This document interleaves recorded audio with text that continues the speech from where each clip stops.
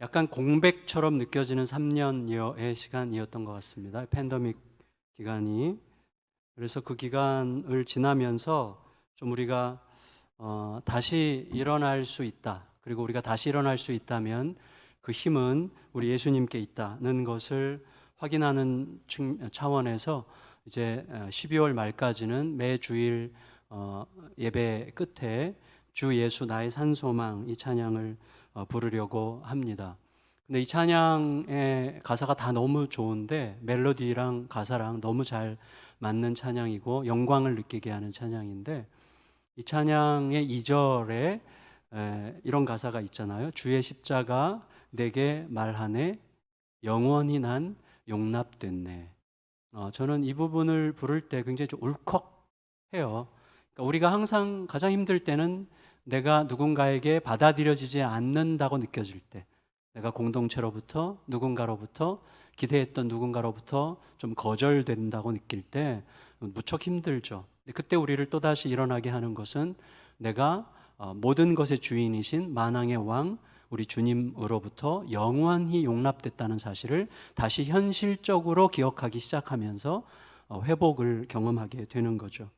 굉장히 감격스러운 부분이라고 생각합니다. 주의 십자가 내게 말하네 나는 영원히 용납됐네. 복음의 위대한 선물이죠. 그래서 복음은 우리가 영원히 용납됐다고 하는 이 소식을 우리에게 전해 주어서 우리로 하여금 모든 얽매임과 두려움으로부터 자유케 합니다. 동시에 그 안에 어떤 역설이 있죠. 우리를 모든 얽매임과 두려움으로부터 자유케 하는 그 용납하시는 사랑인데 그 사랑에 매이게 만들죠. 그리고 그 사랑에 내가 모자라게 반응할까봐 두렵게 만들죠. 그런 역설이 우리 안에 있고 그 긴장 속에서 살게 하시는 힘이 그 안에 있습니다. 그래서 제가 몇 달 전에 소개했던 시 한 편이 있죠. 사랑의 역사라고 허연이라는 시인이 쓴, 여기 나오죠. 강한 것들과 약한 것들이 자리를 바꾸는 것, 그것이 사랑의 역사다. 여기 어떤 역설이 있죠. 그러니까 사랑이 들어가면 강한 자, 미녀와 야수 보면 야수가 굉장히 소프트해지고 또 겸비해지고 아주 순해지죠. 그렇지만 약한 자들은 담대해지고 용기를 얻죠. 이게 사랑의 역사죠. 그러니까 역설적인 힘이 그 안에 있는 것이죠. 그래서 그 안에 역설이 있고 역전이 있는 것이죠. 복음에 담긴 능력이죠. 복음은 가장 세상에서 연약한 방식으로 우리를 사랑하셨죠. 그러나 가장 연약해 보이는 십자가가 사실은 그 어떤 것보다 강한 힘을 가졌고 그 힘으로 우리는 변화되어 가고 있고, 그래서 십자가에 반응하며 십자가에 대답하며 살아간다는 게 도대체 뭔지를 우리들의 구체적인 삶에서 계속 묻게 만들게 됩니다. 그래서 복음을 통해서 모든 죄로부터 자유케 된 자들은 자신의 자유와 권리를 충분히 누릴 수 있는 자가 된 거죠. 소위 예수의 사랑에 물든 자가 되는 거죠. 그런데 그 사람의 특징은 놀랍게도 자기가 누릴 수 있는 자유와 권리를 포기하는 자유와 권리의 힘을 약간씩 느끼기 시작하는 것이죠. 그래서 자기 희생의 자유와 권리를 통해서만, 자기 희생의 자유, 자기 희생의 권리를 통해서만 변화가 일어난다는 것을 알기 시작합니다. 그때 얼마나 아름다운가를 배우기 시작하고 그 역사를 흠모하게 되는 것이죠. 지난주 우리가 살펴봤던 본문에서 바울은 고린도 교회 안에 자기의 자유, 자기의 권리를 마음껏 누리려고 하는 자들을 통해서 특히 성만찬에서 어떤 혼란이 일어났던가, 이들은 신전을 출입하면서 거기서 우상에게 바쳐졌던 제물 먹는 거 아무것도 아니야, 뭐 우상 따위 가짜고 제물 아무것도 아니지라고 뭐 그럴 수 있고 뭐 그래도 괜찮은 거죠. 사실은 아무것도 아니니까. 그런데 그런 행위를 통해서 영향받고 또 상처받고 고통을 느낄 약한 자들을 배려하지 않는 채 이건 내 자유야, 이건 내 권리야라고 말하는 게 문제가 되는 것이죠. 그런 걸 만끽하려고 하는 게 문제가 되는 것이죠. 그러니까 어떤 사실이 옳으냐 그러냐보다 더 중요한 것은 그 사실에 의해서 공동체가, 연약한 자들이 어떤 방식의 영향을 받을 건가 하는 것을 전혀 생각하지 않는 게 문제가 될 수 있는 것이죠. 그래서 그들의 문제, 그리고 그들로 인해서 혼란을 겪고 있는 고린도 교회 신자들의 어려움을 다시 한번 복음의 본질에 담겨 있는 역설과 역전의 논리로 다시 설명을 하는 게 오늘의 본문입니다. 그래서 먼저 성만찬의 본질로부터 이제 시작하려고 합니다. 16절, 17절 읽겠습니다. 16절, 17절 시작. 피에 참여함이 아니며 우리가 떼는 떡은 그리스도의 몸에 참여함이 아니냐. 떡이 하나요 많은 우리가 한 몸이니 이는 우리가 다 한 떡에 참여함이라. 자, 바울이 말하려고 하는 바를 좀 생각해 보려고 하는데, 먼저 우리가 축복하는 축복의 잔, 그러니까 그리스도의 피를 상징하는 포도주를 마시는데, 우리가 받고 마시는데 그 잔, 그 피를 상징하는 잔을 축복의 잔이라고 부르는 이유는, 왜 그게 축복의 잔이냐면, 사실 바울이 유대인들의 전통을 지금 인용하고 있는 거라고 할 수가 있어요. 그러니까 유대인들은 유월절을 지킬 때, 유월절을 지키는 그 세레모니를 할 때 포도주를 4번 정도 먹었다고 해요. 그 중에서 3번째 포도주를 마실 때는 포도 열매를 허락하신 하나님을 찬양합니다. 이렇게 이제 노래를 하면서 포도주를 마신대요. 그때 하나님을 찬양합니다라는 말이 blessed예요. 하나님 축복된 하나님의 은혜를 얘기하는 것이죠. 그래서 거기서 따와서 이 잔을 축복의 잔이라고 이렇게 부르고 있는데, 이 축복의 잔을 영어로는 the communion of the blood라고 하죠. 그러니까 피의 교제예요. 피로 맺어지는 교제라고 부르죠. 왜 이유가 뭐냐면, 그 잔, 우리가 마시는 그 잔은 잔을 받는 자와 예수님 사이에 매우 인격적인 사건을 일으키죠. 그래서 그냥 잔은 하나의 그리스도의 피를, 떡은 그리스도의 살을 단지 상징하는 어떤 소품에 불과한 게 아니고, 그것이 실제로 어떤 신비한 마술적 능력 때문이 아니라 우리 안에서 은혜로 인하여 우리의 세포가 은혜를 찬양함으로 변화를 일으키는 그런 신선한 은혜를 느끼게 하는 장치라는 거예요. 예를 들어서 이런 거죠. 제가 지난 주일날 아침에 우리 연합예배 드렸잖아요. 연합예배 드리기 전에 무척 몸도 힘들고 마음도 좀 그렇게 썩 개운하진 않았어요. 왜 이렇게 힘들지 그랬어요. 좀 무리했기도 했겠지만, 사실은 그 전날 저녁에 아내와 좀 다퉜어요. 근데 이제 저희 부부가 요새 노력하는 건 뭐냐면, 다투면 입을 열자 이거거든요. 다투면 입을 다물지 말고 더 입을 열자. 그래서 그 다음 날 여기 예배 오기 전에 1시간 넘게 대화를 했어요. 어제 다툰 이유와 또 그러므로 우리가 어떻게 해야 되겠는지, 이런 이야기를 쭉 얘기하면서 우리의 결론, 우리 서로 기대하지 말자 이거였어요. 우리의 결론, 우린 서로 기대하지 말고 그러나 사랑하자 이거였어요. 기대하지 말자, 그 말은 약간 복수심이 들어가 있잖아요. 그러니까 우리 복수심이 들어있는 기대하지 말자가 아니라 정말 상대에게 바라는 것 없이 사랑만 하자. 우리가 우리 막내딸을 그렇게 대하듯이 우리 서로도 그렇게 대할 수 있지 않을까? 이게 저희 부부의 결론이었고, 그리고 다시 약간 행복해졌어요. 그런데 여전히 몸도 힘들고 하여튼 마음도 무거웠는데, 갑자기 예배 한 10분 전 미국에 사는 큰딸이 카톡으로 장문의 문자가 왔는데, 저희 큰딸은 지금 아이가 셋이잖아요. 셋을 키우고 씩씩하게 잘 키우는데, 이 아이가 오랫동안 기도해 왔어요. 넷째를 어떻게 할 건가를 기도했는데, 아빠 넷째를 낳기로 했어요. 대신에 입양하기로 했는데 쌍둥이도 좋아요 이렇게 했어요. 그래서 입양하기로 결정했고 지금 절차를 밟기 시작했는데, 형제를 입양하거나 쌍둥이를 입양하거나, 그래서 그 입양 받은 아이가 외롭지 않도록 하려고 지금 준비 중이더라고요. 근데 그 문자를 딱 받는 순간 그 문자가 들어오더라고요. 제 몸에 들어와서 세포를 건드려서 저 세포 아래에서부터 어떤 에너지를 확 일으켜서 진짜로 물리적으로 변했어요. 제가 이해하실 수 있죠? 이해 못하는 인간들이여 회개하라. 이해하실 수 있죠? 이해가 되는 거예요. 그래서 그 문자가 세포 속으로 들어와서 내 몸에 작동을 하는 거예요. 그래서 실제로 힘이 쑥 올라오고 에너지가 확 생기면서 정신이 바짝 나는 거죠. 아주 행복한 정신이 돌아오는 거죠. 여러분, 성만찬에 참여한다는 것은 그보다 훨씬 더 나은 어떤 거죠.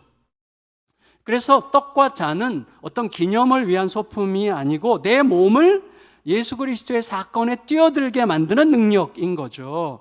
더 나아가서 이 잔과 떡 안에서 우리들은 예수 그리스도와 연대하고 연합하고, 그래, 예수님의 모든 사건은 나를 위한 사건이었고, 그리고 그 사건의 능력은 여전히 지금도 나에게 유효해 라고 내가 말하는 거죠, 내 자신에게. 그건 진짜니까.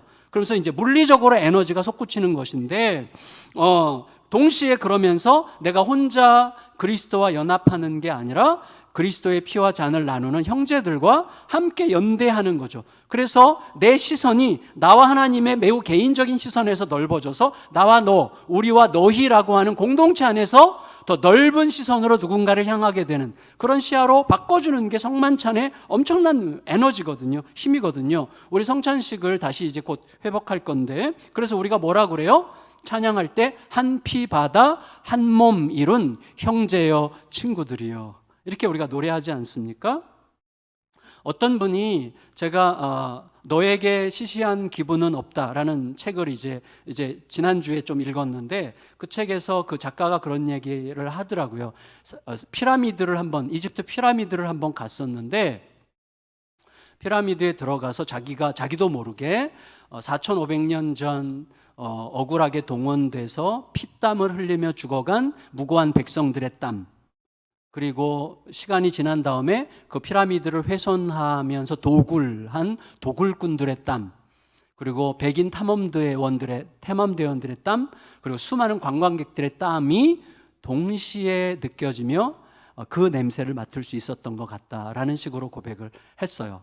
그러니까 피라미드라고 하는 하나의 매개체를 통해서 시공간을 뛰어넘어 수많은 사람들의 땀이 그 안에 배어있는 느낌을 느끼면서 피라미드가 사람들을 시공간을 뛰어넘어 연대시킨 어떤 것을 이제 이야기한 거죠. 그런데 여러분, 성만찬은 뭡니까? 그것보다 훨씬 더 고상하게, 훨씬 더 실제적인 차원에서 우리들을 묶는 거죠. 우리는 성만찬을 통해서 누구와 연대합니까? 지난주에 살펴봤잖아요. 하늘의 만나와 반석의 물을 마신 그 광야 이스라엘 백성들, 그리고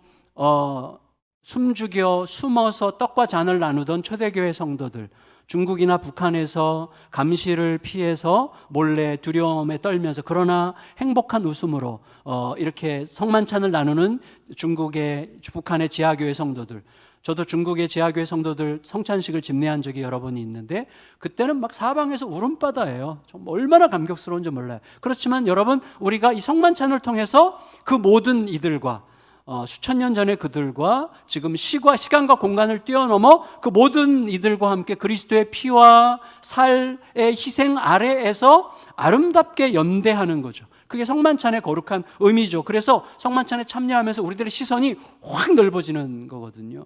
내가 어떻게 또 무슨 방향으로 살아야 될지에 대하여 우리를 굉장히 실제적으로 가르치는 메시지가 거기 있는 것이죠. 예수의 살이 찢기고 피가 흐르는 십자가의 희생 아래에서 가장 아름답게 연합하게 되는 거예요. 그렇게 되면 그때 나를 기꺼이 내주어도 아깝지 않을 만큼 크신 예수 그리스도의 사랑을 만나요.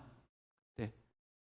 그래, 내가 가진 거 뭐 별거라고, 내게 어딨어. 예수님은, 하나님의 아들은 모든 걸 바쳐서 나를 건지셨는데 내가 뭐라고 도대체 이렇게 쥐고 있는가, 이런 마음이 들어서 내 모든 것들을 내어주어도 아깝지 않을 만큼 크신 예수의 사랑을 느끼게 되는 거예요. 그래서 신학자 중에 윌리엄 캐버너라는 신학자가 이런 이야기를 했는데, 우리 같이 읽어보겠습니다. 시작.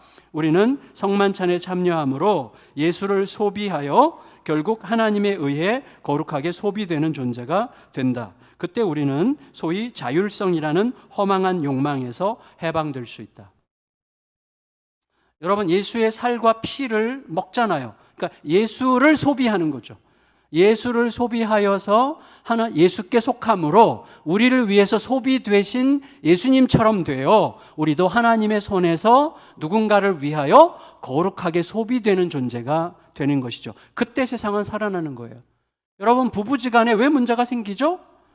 상대가 나를 위해서 소비되는 것은 내가 안도감이 생기는데, 내가 상대를 위해서 소비되고 싶지 않아요. 생각할 때, 기도할 때는 그게 가능한데 실제 삶에서는 그렇게 되고 싶지 않아요. 손해보고 싶지 않아요. 내가 틀렸다는 게 드러나고 싶지 않아요. 내가 더 옳아야 돼.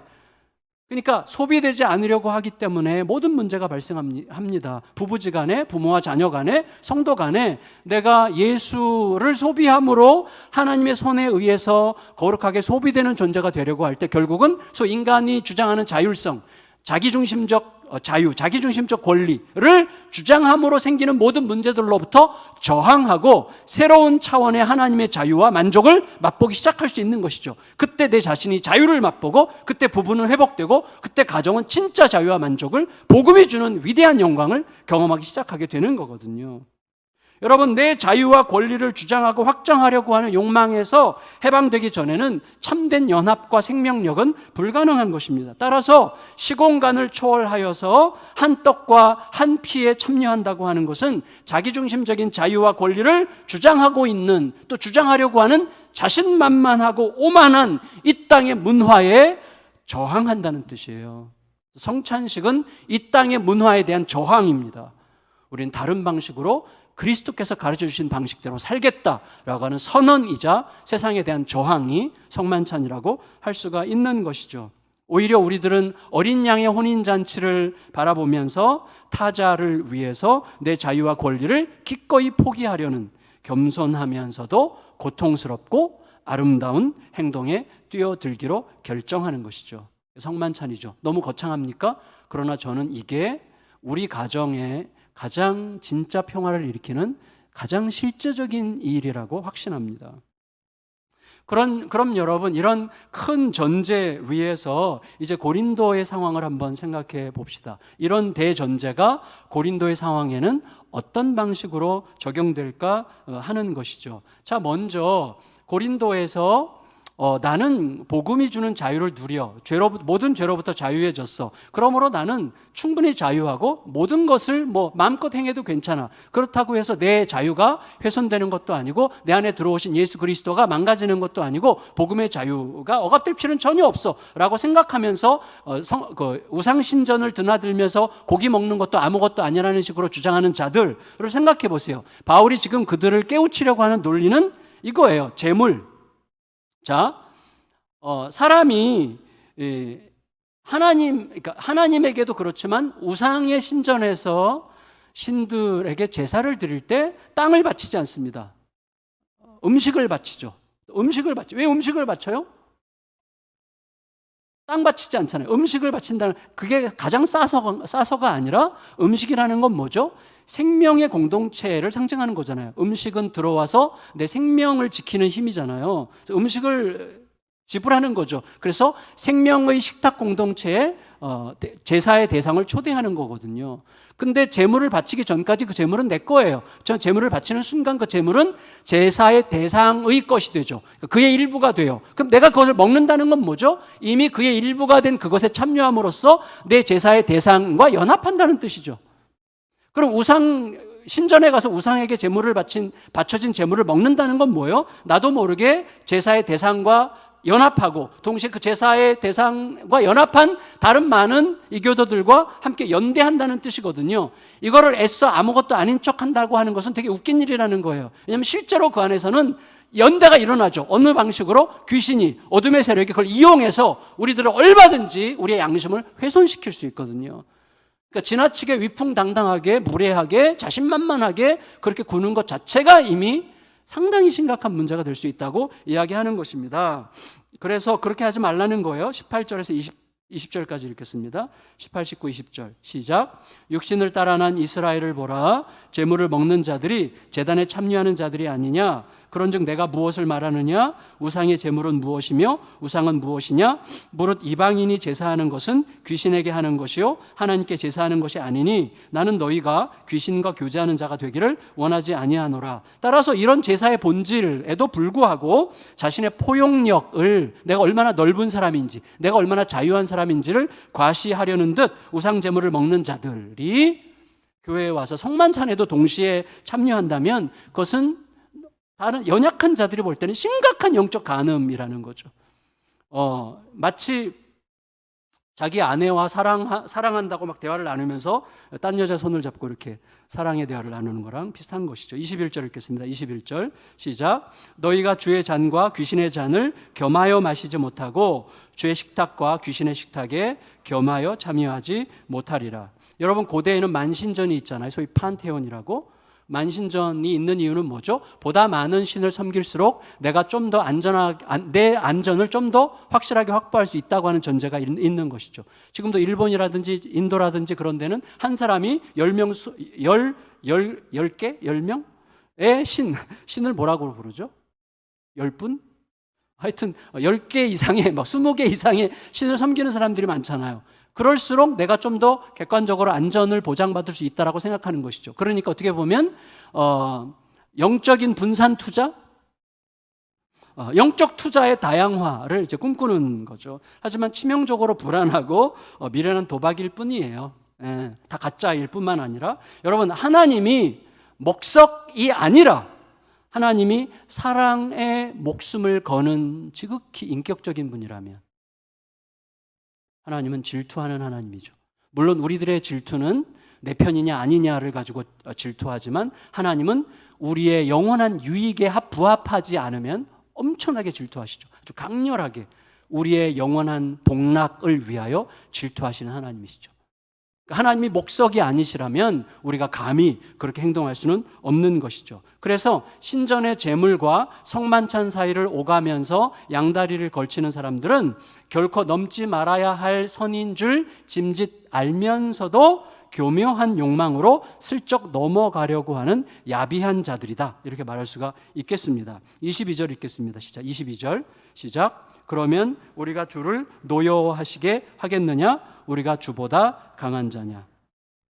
여러분, 뭐 간단하죠. 하나님을 섬기면서 동시에 하나님을 대적하는 귀신과 연합한다는 것은 기만적이죠. 진짜이신 하나님, 진짜와 가짜를 동시에 내가 붙든다?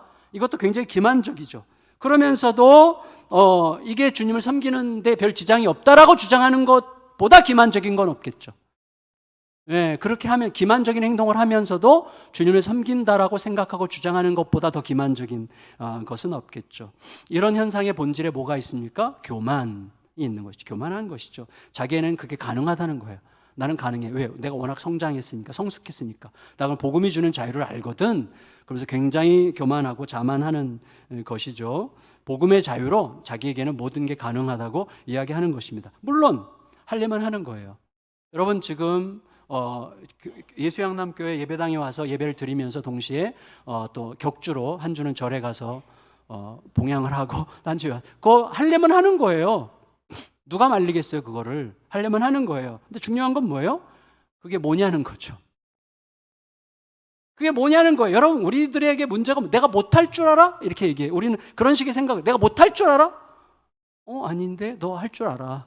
해. 근데 중요한 건 뭐죠? 그래서 어쨌다고. 할 줄 안다는 게 도대체 무슨 의미예요? 그게 어떤 유익을 남길 거냐, 어떤 덕을 끼칠 거냐가 중요하지. 나 할 수 있거든, 나 할 줄 알거든, 나 맘먹은 거면 나 다 할 수 있거든, 이라는 게 도대체 무슨 의미가 있느냐는 거예요. 그게 어떤 유익을 남기느냐가 훨씬 더 중요하고, 이게 어떤 유익과 덕으로 남을 거냐에 대한 질문이 훨씬 더 중요한 것인데, 그런 질문 없이 할 수 있다고 하는 자기 자신의 자유에 대한 권리를 주장하려고 하는 것은 너무나 천박하다고 이야기하는 것이죠. 제가요, 초등학교 4학년 때 잠이 들었어요. 선잠이 들어서 저녁 때. 전에 한번 오래전에 얘기한 적이 있는데, 선잠이 들었는데 갑자기 뭐가 쩝쩝거리는 소리도 나고 냄새도 나는데, 제가 좋아하는 치킨을 가족들이 지들끼리 먹고 있더라고요.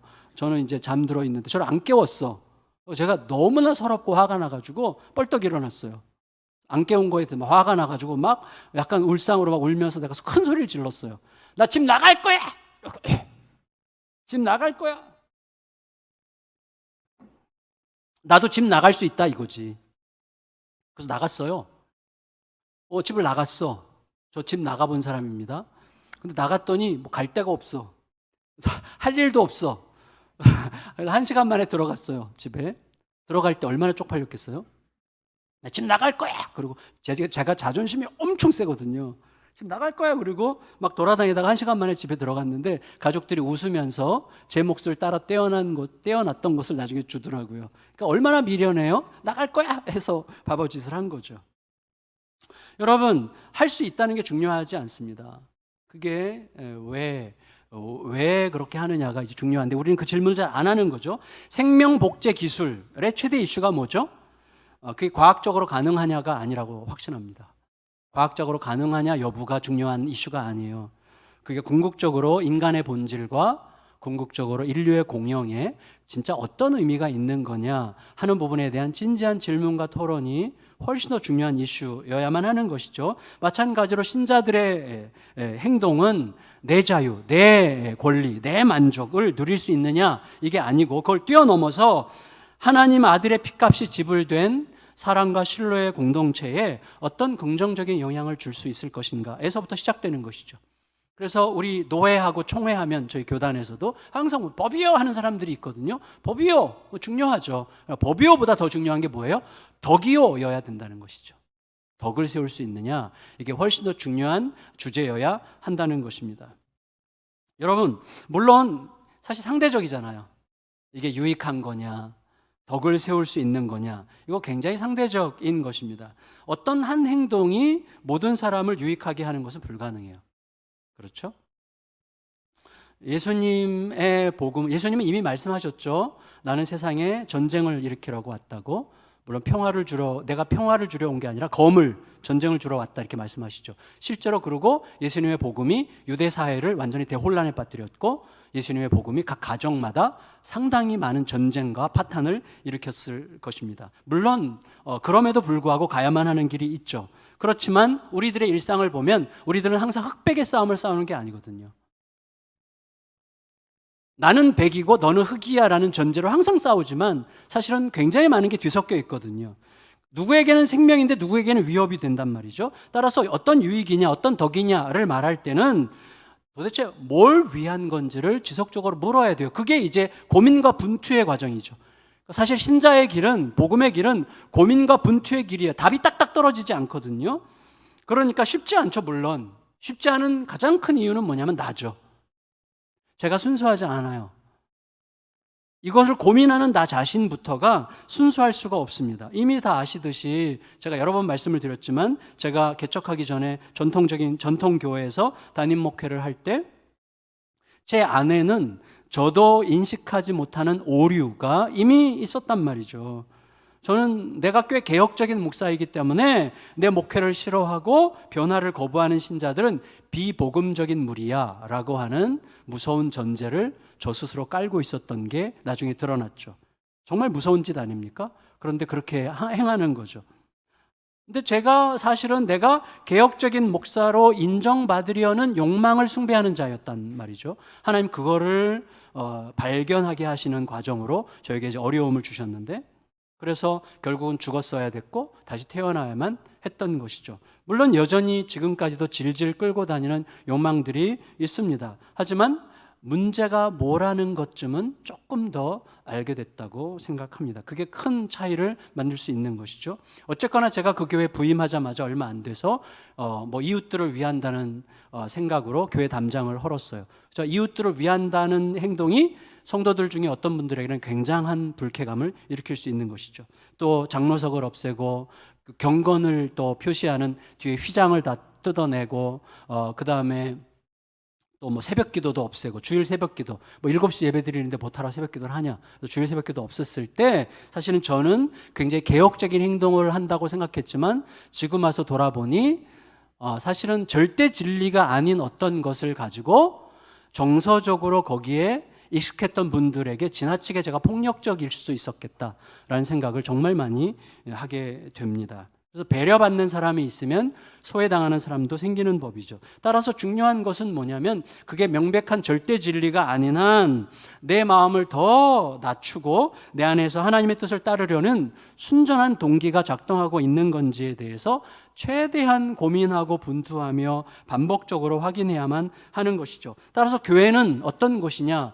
저희 교회에 대해서 대답하는 공동체라는 책이 이제 나왔었지만 제가 지금 쓰고 있는 책 몇 년이 걸릴지 모르겠는데 질문하는 공동체 공동체를 쓰고 있어요. 여러분 대답하려면 먼저 질문해야죠. 그래서 교회는 질문할 수 있는 공동체여야 된다는 것이죠. 그동안 전통적으로 질문을 하지 않는 것을 믿음이라고 생각하게 만드는 문화가 있었는데 그것은 심각한 오류라고 생각합니다.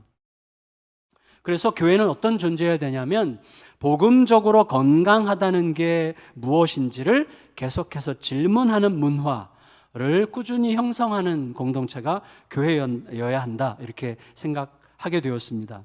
그래서 복음적인 실천에는 아주 과감하고 나와 다른 입장에 대해서는 아주 열려있는 귀로 겸손하게 소통하는 문화가 교회 안에 형성돼야 하는 것이죠. 그렇게 되면 성도들은 개인의 이해관계를 조금씩 더 뛰어넘을 수 있게 되고 보다 더 공동체를 위한 유익이 무엇인지, 하나님의 나라를 위해서 덕을 세운다는 건 뭔지를 아주 자연스럽게 질문하기 시작하게 될 거예요. 그런 교회가 좋은 교회라고 할 수가 있겠죠. 그래서 이런 논리를, 이런 어떤 전제를 고린도 교회 상황에 적용한다면 이렇게 적용할 수 있을 것입니다.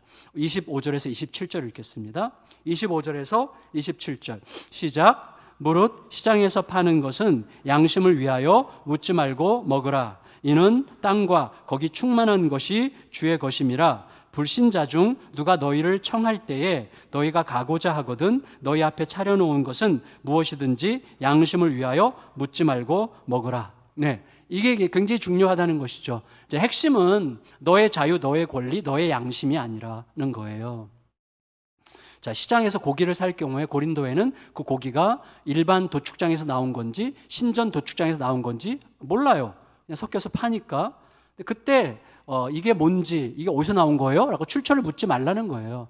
그냥 가서 사 먹으라는 거죠. 왜? 파는 자의 양심을 위해서. 다시 말하면 파는 자가, 내가 물으면 어떻게 되죠? 파는 자는 이 인간은 이게 어디서 나온 건지 굉장히 예민하게 따지는 인간이구나, 교회에 다니는 그 예수쟁인가 보다, 이렇게 생각하고 어떻게 생각하겠어요? 속이겠죠.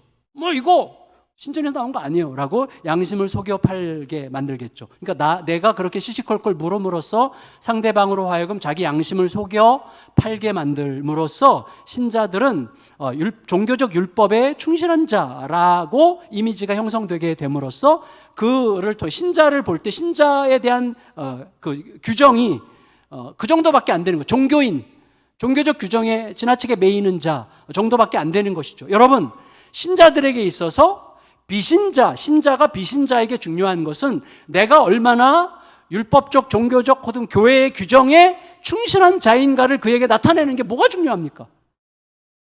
내가 얼마나 충실한, 교회 규정에 충실한 존재인가를 그에게 입증하는 게 뭐가 그렇게 중요해요?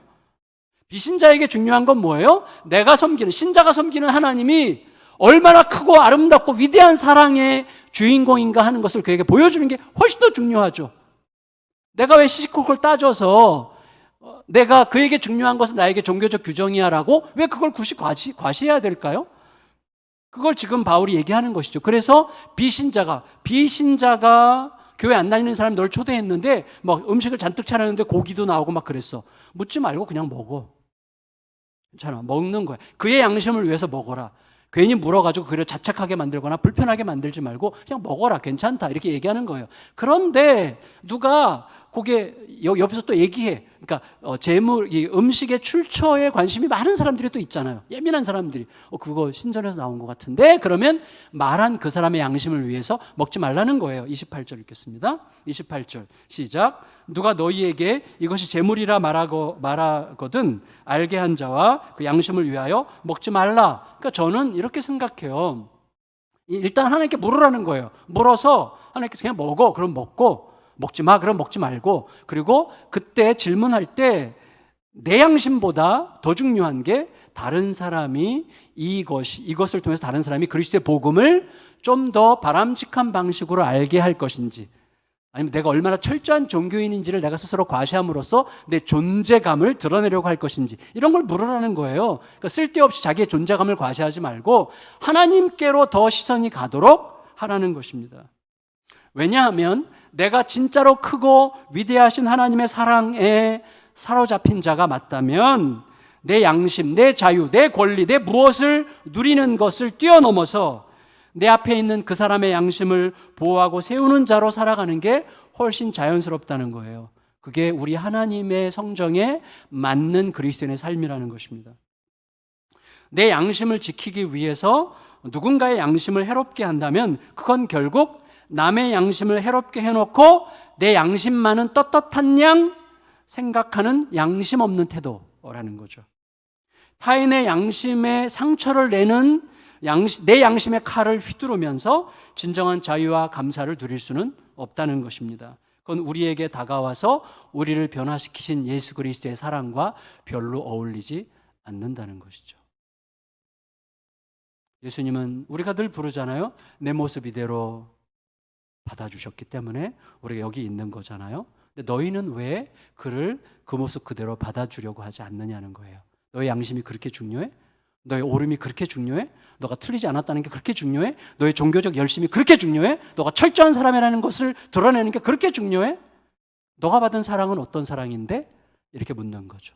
너는 어떤 사랑에 의해서, 그리스도의 어떤 사랑에 의해서 변화된 자가 된 거냐? 이렇게 물으라는 것입니다. 29절에서 30절 읽겠습니다. 29절 30절 시작. 내가 말한 양심은 너의 것이 아니요 남의 것이니 어찌하여 내 자유가 남의 양심으로 말미암아 판단을 받으리요? 만일 내가 감사함으로 참여하면 어찌하여 내가 감사하는 것에 대하여 비방을 받으리요? 그러니까 내 자유와 내 감사가 누군가의 양심에 흠집을 내고 자책하게 만들고 힘들게 만들고 불안하게 만들고 흠을 낸다면 도대체 내 감사와 자유로 사람들과 복음적 대화를 할 수 없는 상황을 만든 거 아니냐 결국은. 그게 뭐가 바람직한 거냐라고 이야기하는 것입니다.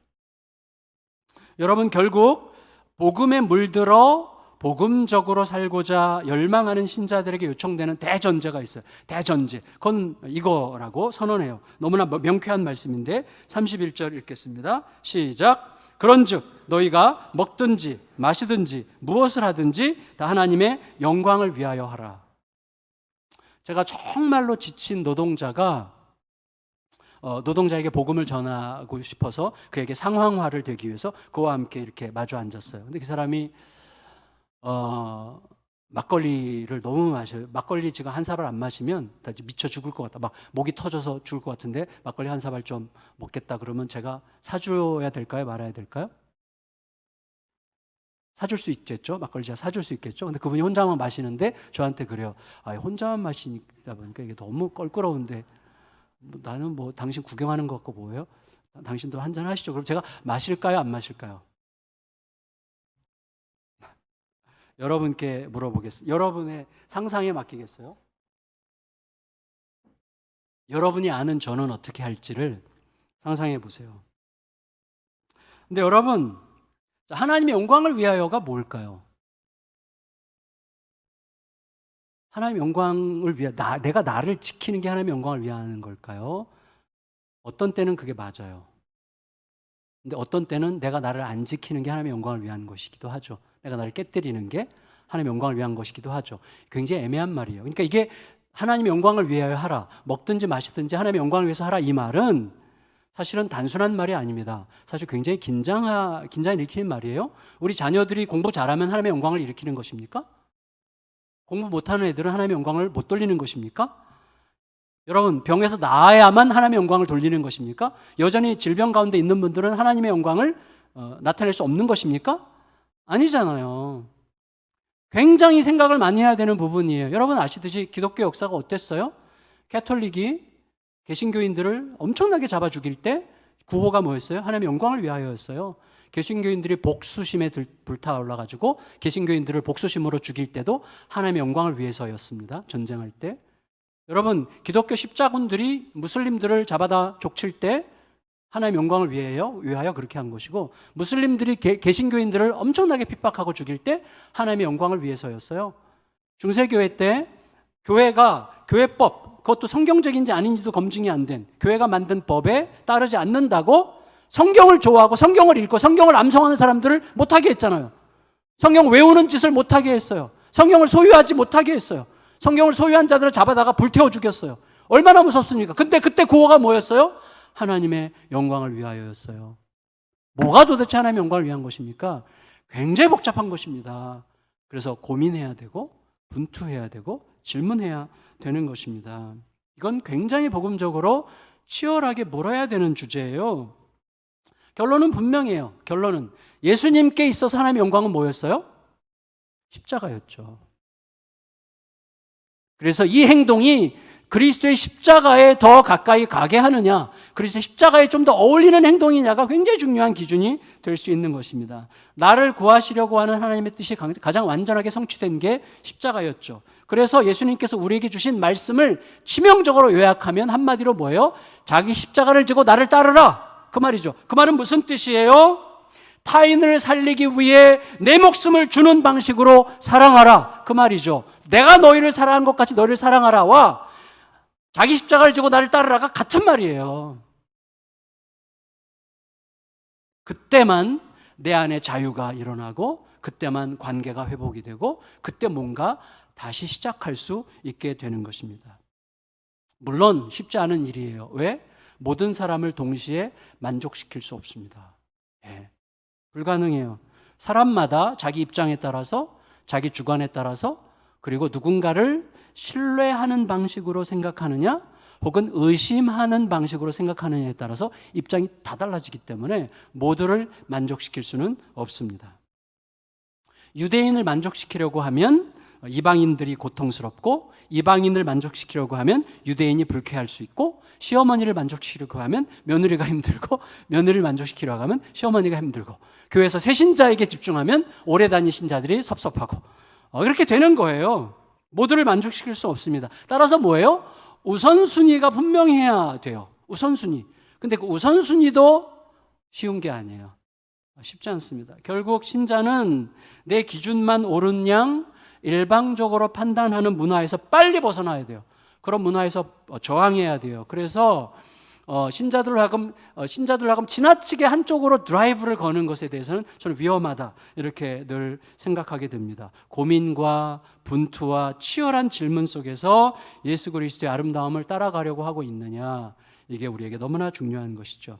따라서 바울은 사실 하나님의 영광을 위하여라고 하는 이 매우 추상적일 수 있는, 애매모호한, 또 코에 걸면 코걸이, 귀에 걸면 귀걸이가 될 수 있는 이 묘한 주제를 좀 더 구체적으로 우리의 삶에 적용하도록 하기 위하여 몇 가지 실제적인 제안으로 본문을 마무리하고 있습니다. 그게 이 32절, 33절, 11장 1절이에요. 원래는 단락이 11장 1절까지가 단락으로 끝나는 건데 저는 그냥 10장으로 끝냈는데 32절, 33절, 11장 1절 같이 읽겠습니다. 시작. 유대인에게나 헬라인에게나 하나님의 교회에나 거치는 자가 되지 말고 나와 같이 모든 일에 모든 사람을 기쁘게 하여 자신의 유익을 구하지 아니하고 많은 사람의 유익을 구하여 그들로 구원을 받게 하라. 11장 1절.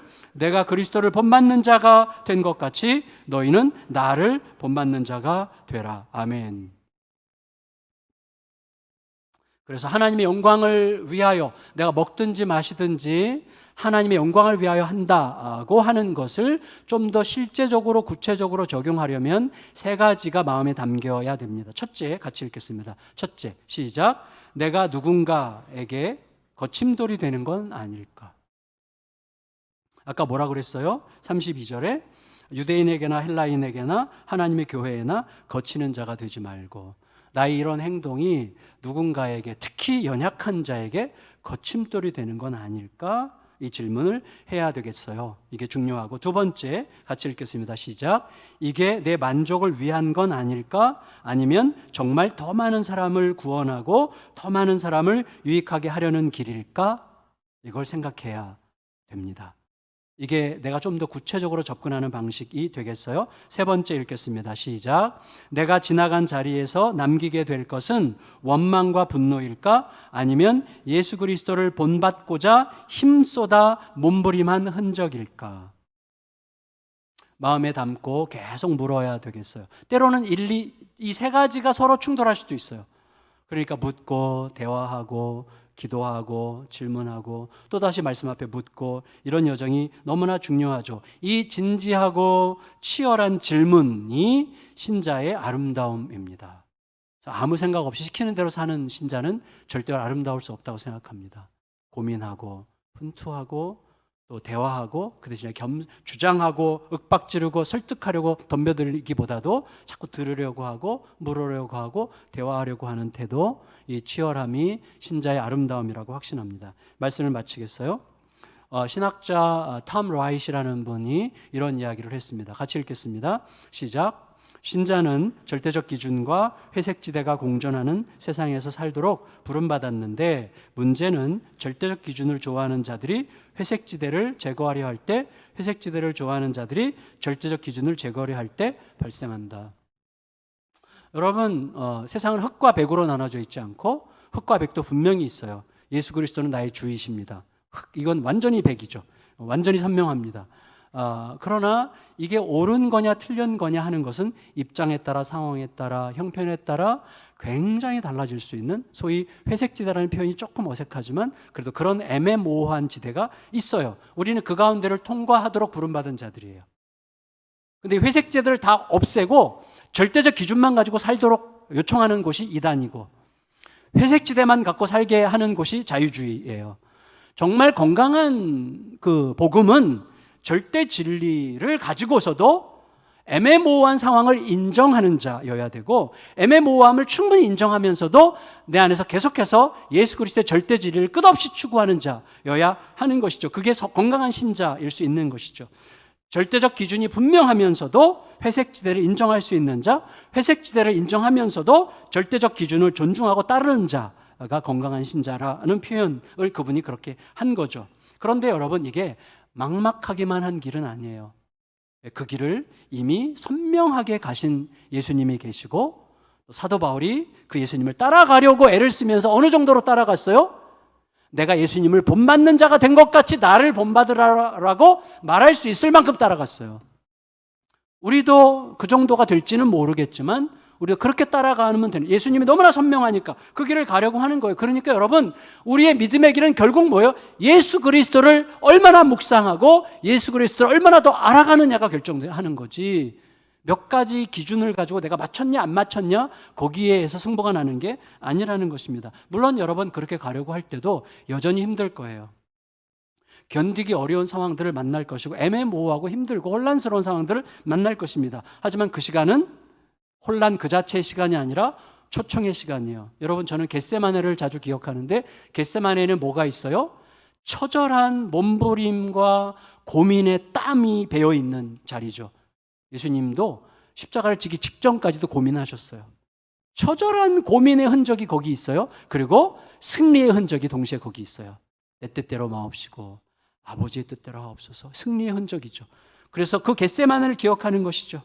여러분, 겟세마네 동산 어딘가에 뚜렷하게 남기신 이 고통스러운 고민의 흔적과 승리의 흔적을 돌아봐라 라고 요청받는 시간이 바로 그 애매모호한 시간이라는 것입니다. 예수님의 고민과 승리를 통해서 기도하고 또 질문하라는 초대죠. 이 여정을 계속하는 동안에 어느 날 문득 예수님께서 성령님을 통해서 이끌어 가시는 그 고민과 분투의 아름다운 길에서 주님과 훨씬 더 친밀한 사귐을 나누고 있는 우리 각자 자신을 발견하게 되기를 예수 그리스도의 이름으로 축원합니다. 그 신자의 거룩함이고 그 신자의 아름다움이죠. 우리 모두가 서로를 그렇게 아름답게 발견할 수 있기를 바랍니다. 우리 같이 복음 기도 고백하겠습니다.